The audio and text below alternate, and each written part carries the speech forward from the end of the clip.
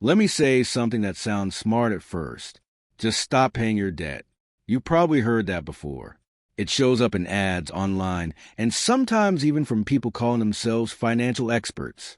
And I understand why it sounds appealing. Because when you're drowning financially, hearing just stop paying does not sound reckless at first. It sounds like relief. It sounds like someone finally found the off switch for the pressure.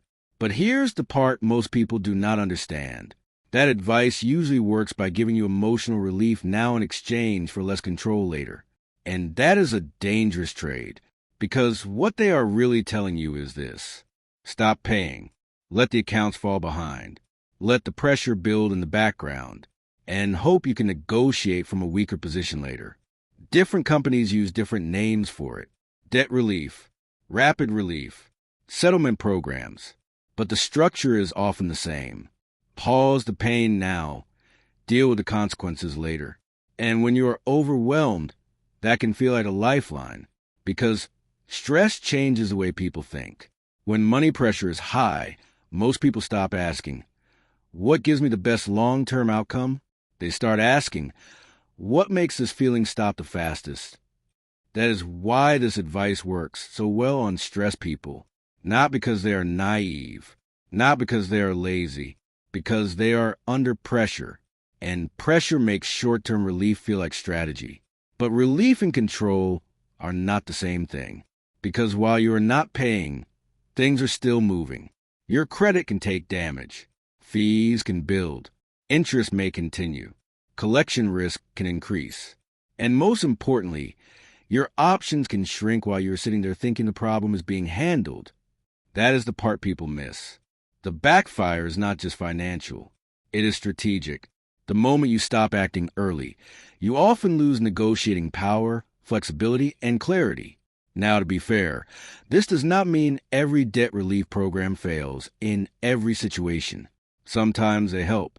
But people need to understand what they are trading away while that process is unfolding. Because if you do not understand the cost, it is not relief. It is surrender disguised as relief. A smarter approach is to reduce the pressure without giving away control. Here is what that looks like. First, do not try to attack every debt at once. That is how people freeze. Pick one target debt based on the best mix of urgency, emotional weight, and momentum, not just math. Momentum matters too. Second, talk to creditors before you fall apart, not after. Most people wait until they are behind and panicking. But in many cases, your best window for negotiation is before the situation fully deteriorates. Third, create breathing room fast. Not a perfect budget. Breathing room. Cut hard where you can. Pause what is not essential. Simplify the number of decisions you have to make. Because the goal is not to become a budgeting robot. The goal is to restore stability. And fourth, increase income even slightly.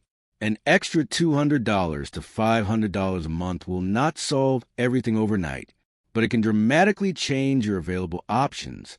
Because the moment you have margin, even a little, you stop reacting to debt and start making decisions around it.